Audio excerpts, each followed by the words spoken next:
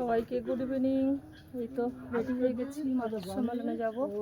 আজকে মাতৃ সম্মেলন আছে আমাদের কাকদ্বীপ সৎসঙ্গ বিহার মন্দিরের ঋত্বিক উমাদার বাড়িতে। আমি আর কল্পনা দি যে টোটোতে করে যাচ্ছি।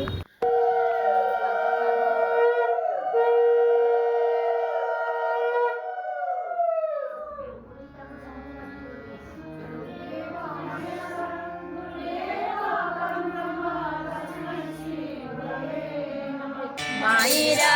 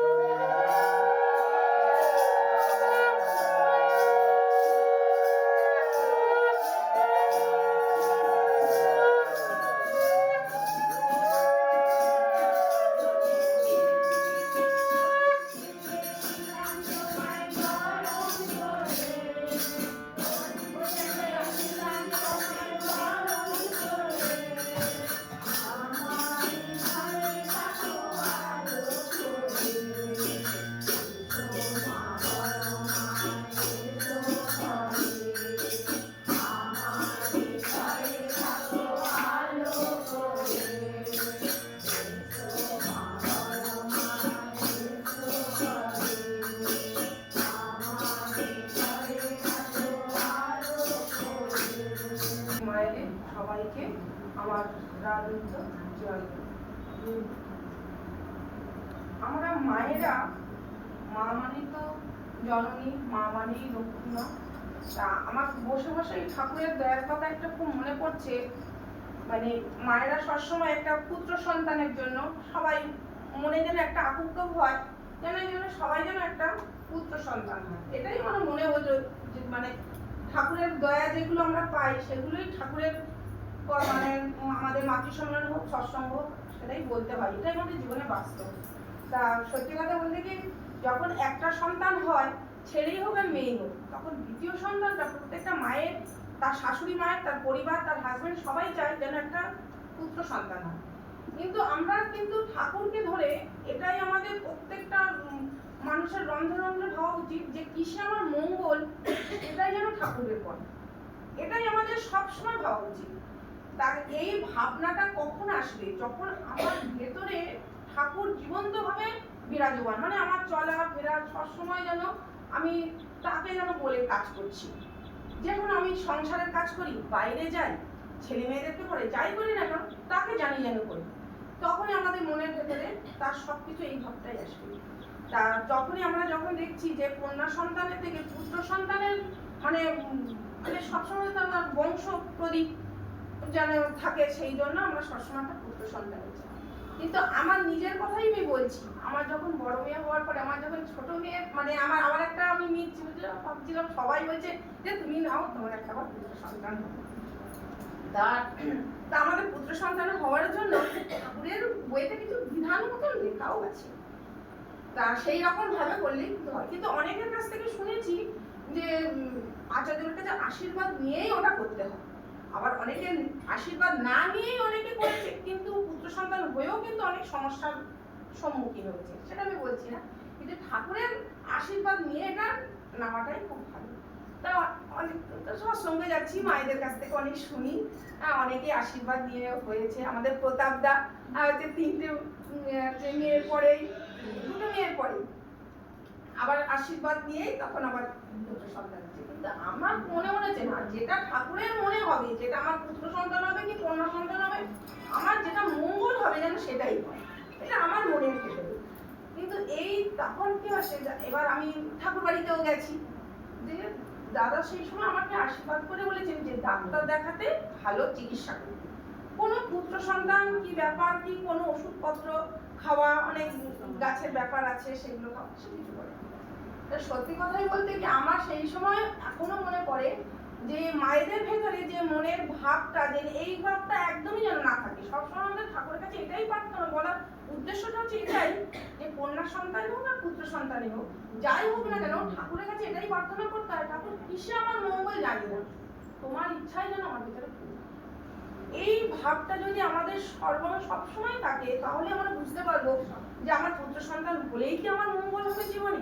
দেখা যাচ্ছে দেখো পুত্র সন্তান হওয়ার পরেই দেখা যাচ্ছে কত ছেলে হয়তো আরো কি রকম হয়ে গেল, হয়তো বাইরেই চলে গেল, বাবা মাকে জানে না, একদম ভালো পড়াশোনা করাচ্ছে, ছেলেকে হয়তো বিদেশেই যেতে হলো, সেখানে দেখা যাচ্ছে আমরাই সেই একাই পড়ে গেলাম। তখন ভাবলো না আমার মেয়ে মনে হয় ভালো হতো। তাহলে আমাদের চিন্তা ভাবনাটা এমনই হবে যে আমাদের কিসে মঙ্গল, এই যদি ভাবটা যে আমাদের শাশুড়ি মার মধ্যেও যদি থাকে। এখানে কিন্তু এখন যে আমি তো একটা হেলথ স্টাফ, আমিও দেখছি যে কন্যা সন্তান যাই হোক না কেন বাড়িতে যেন কান্নাকাটি একটা পড়ে আছে, যে একটা থেকে দুটোর বার যদি আমার কন্যা সন্তান হয় তাও হচ্ছে না, তৃতীয়বার নিতে হবে, চতুর্থবার নয়, যতক্ষণ না পুত্র সন্তান হবে একটা মা 5-6টা ডেলিভারি হচ্ছে একই মা। তাহলে আমাদের মায়েদের কতটা কষ্ট তার মনের ভিতর থেকে, মানে তার কষ্টটা কাউকে বলতে পারে না। এখানেই হচ্ছে আমাদের দেখুন আবার সেই আমাদের রিচুয়াল, আমাদের সেই বাড়িতে যাওয়া, সেই মায়েদেরকে বোঝানো, তার শাশুড়ি মাকে বোঝানো যে প্রত্যেকটা মাই আমাদের জননী, আমার প্রত্যেকটা মাই ঘরের আমার লক্ষ্মী মা।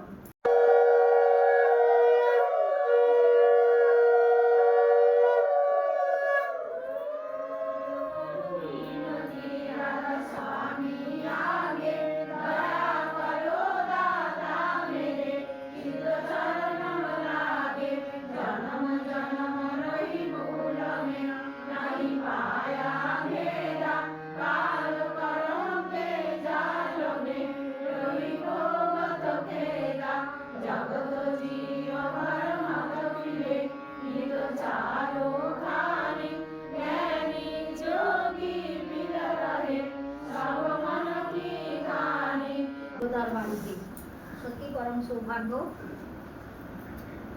আজকে ঋত্বিক দেবতার পরিবারের সবাই ইষ্টপ্রাণ হয়ে থাকুক, সুন্দর তার ঠাকুর ঘর, তার জেনারেশনকে সাজিয়ে দিয়ে যাচ্ছেন, তাদের প্রত্যেকের মঙ্গল কামনা করি।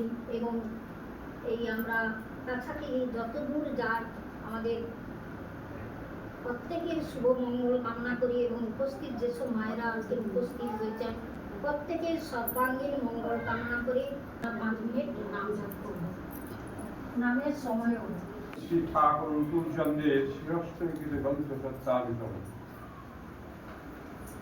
অর্থ মান যশ ইত্যাদি পাওয়ার আশায় আমাকে ঠাকুর সাজিয়ে ভক্ত হও না, সাবধান থাকবে। তোমার ঠাকুরত্ব লাগলে ইহ তোমার কেন্দ্র নয়, ঠাকুর নয়, থাকি দিলেই পেতে পেতা। জগতের সমস্ত ঐশ্বর্য জানা, ভালোবাসা, কর্ম যার মধ্য দিয়ে উৎসাহিত, যার প্রতি আসক্তি দিয়ে মানুষের বিচ্ছিন্ন জীবন জগতের সমস্ত বিরোধের চরম সফল লাভ হয়, ইনি মানুষের ভগবান। সদ্গুরু শরণাপন্ন হও, সৎ নাম মনন করো, সৎসঙ্গের আশ্রয় গ্রহণ করো। আমি নিশ্চয়ই বলছি তোমার উন্নয়নের জন্য ভাবতে হবে না, চেষ্টা করো, দুঃখ করো না, কাতর হয়েও না, সফলতা আসবেই। তোমার সব অবস্থা ভিতর তার মঙ্গল ইচ্ছা বুঝতে চেষ্টা করো, দেখবে কাতর হবে না, বড় হৃদয়ে সফলতা আসবে, দুঃখে আনন্দ পাবে। ওম শান্তি, ওম শান্তি। নারীর বৈশিষ্ট্য, মেয়েদের বৈশিষ্ট্যে আছে নিষ্ঠা, ধর্ম, শুশ্রূষা, সেবা, সাহায্য, সংরক্ষণ, প্রেরণা ও প্রজনন। তুমি তোমাদের ওই বৈশিষ্ট্যের কোনো কিছুকেই ত্যাগ করিও না, ইহা হারাইলে তোমাদের আর কি রহিল।